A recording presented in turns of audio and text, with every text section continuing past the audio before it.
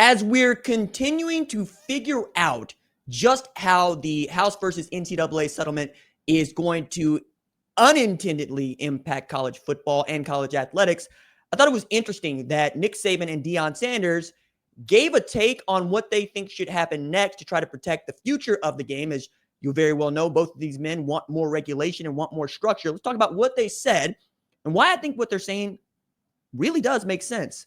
What's up, kid folk? It's RJ Young. I am not on Step Mill. If this is your first time watching Adapt and Respond, thank you for joining us here. We talk college football year round. If you're into that, go ahead and hit that subscribe button, like this video, and answer the question in the comments below. Do you think that we should see players get playoff bonuses if their team makes the college football playoff? And I think on its face, the short answer is yes. As college football begins to look more and more like the NFL, I realize it's turning off a certain kind of college football player. I'll call it college football fan, but I'll see you August 30th because you're going to watch it anyway. You're going to lament how the game has changed, how we really don't incentivize school as much as we incentivize getting paid, because that at the bottom line, at the end of the day, is how everybody eats. I tell kids, as a person with a master's degree and dropped out of the PhD program at Oklahoma State so I could do this, you're going to school to get a job. As soon as you get a job, you're okay. If you want to get your degree, get your degree.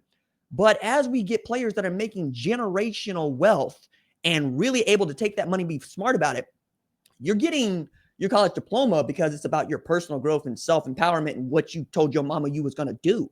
It ain't because you need a job. There is no degree in football. You either can play or you can't.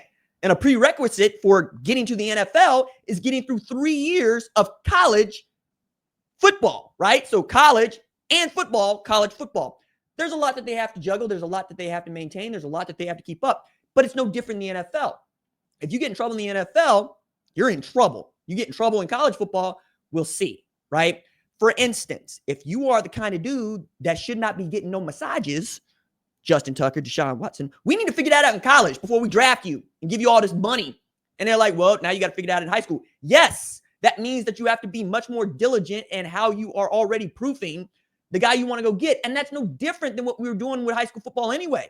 I get at least 10 calls a week about one player or another, not about whether or not they can play. They don't need me for that. They ask me about character. They're asking me about their family. They ask me about their girlfriend. They're asking me about what they do when they wake up, what they do when they go to bed, how they have conversations with me. Do they say sir and yes, ma'am? These are the things that they're already looking at. I don't think it's that hard to ask a little bit more diligence is done when you're going to pay somebody between $300,000 and $3 million. But that's what it is. So Nick Saban and Deion Sanders in the same room once again because they're making an Aflac commercial because the Aflac commercials are working for them and it's working for Aflac.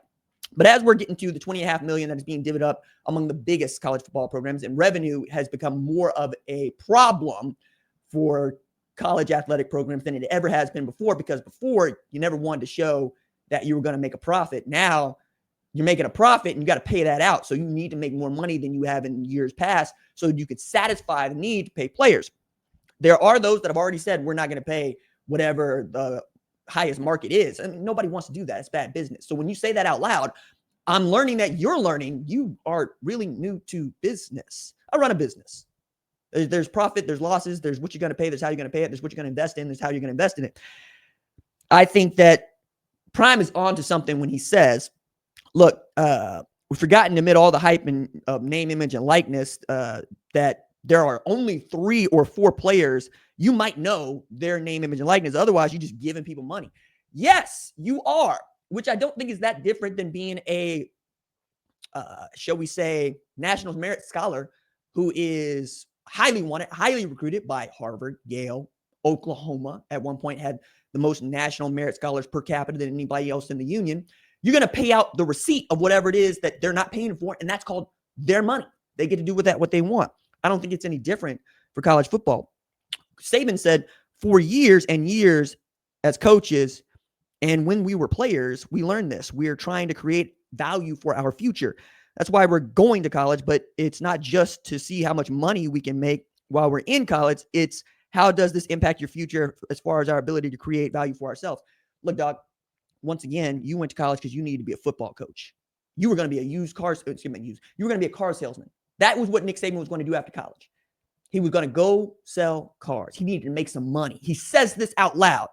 I need to make some money. What do I look like being a GA at Kent State? And the reason he stayed had nothing to do with him wanting to get an education, everything to do with he promised Terry Saban's parents that she would graduate before they got married. Or if they got married, excuse me. They got married. She had to graduate. It means he needs to stay close. Otherwise, Nick Saban probably has one of the bangingest Mercedes dealerships this side of, Northern Hemisphere. Full stop. Comes football coach because it happens that way. And that's what it is. It happens that way. I really don't like it when uber rich men like Nick Saban, or even Deion Sanders for that matter, are trying to tell us how they are thinking we should be building our wealth. Nah, dog. Everybody goes their own way. That's why it's America. You know, the way you get it is the way you get it. If you can hit the lotto, you hit the lotto. If you got to get it up out the mud, like me, like Deion, like Nick, you got a different thinking about this, okay? Getting where you're going. I realize that there are people that are watching this show that haven't been around since September 2017 when we got started doing this, or don't even know my background in covering the sport for now more than half my life. There are levels to this, and you only get to see the tip of the iceberg. But when you're talking about telling kids it's not about getting your money now, it's about getting your future, dog, some of you have a future that is in front of you. Some of you have trust funds. Some of you have savings. Some of you have parents that can put you up. I didn't have none of that. My parents are very cool. My parents did very well. My sister's an engineer. I don't mean all that. I mean, more families look like mine than look like his. So when we're talking about making money, I'm always going to be for players making money. And I'm always going to be for players making money over getting an education, because an education is the means to make money. Skip the middleman. Go get the money. That's the thing. And we teach this. You know, when you mowing lawns for money, when you are picking up cans, taking them to recycling for money, climbing fences at Southern Miss so you can go to the movies, that's what you do. Now, Saban and Sanders also said the idea of spreading the wealth is also important, right? Because this is really cool. For winners of the Super Bowl last year got a $171,000 bonus. For Patrick Mahomes, Travis Kelce, Mazel Tov, whatever, it don't mean that much, right? $171,000 to anybody else, like regular ass people like you and me, sometimes that's 3 years salary or 2 years salary. Or if you're lucky, 1 year's salary, even for him, might be a new car, might be an addition, right? Might be the wheels that he want or the chain that he want. So Saban had this. The NFC East has Cowboys, Eagles, and Giants. They have the biggest fan bases of anyone, and they have to pay their way in. Everyone should play their way in. 1 year, a conference might get 5 teams in. Another might get 3. But this is about not being able to be automatically selected. I think we have things called divisions. I think we have things called wild cards. And I think having a committee to select teams is really just making it that much more difficult. But I do think that Deion Sanders and Nick Saban are on to something when they say playoff bonuses from this $4 million that your school is going to get is not out of the question, even if it's 50 G's. 50 G's might be more than somebody's making right now. We got teachers that don't make 50 G's. We got teachers that don't make 30 G's, dog. Anytime we start talking about trying to curtail what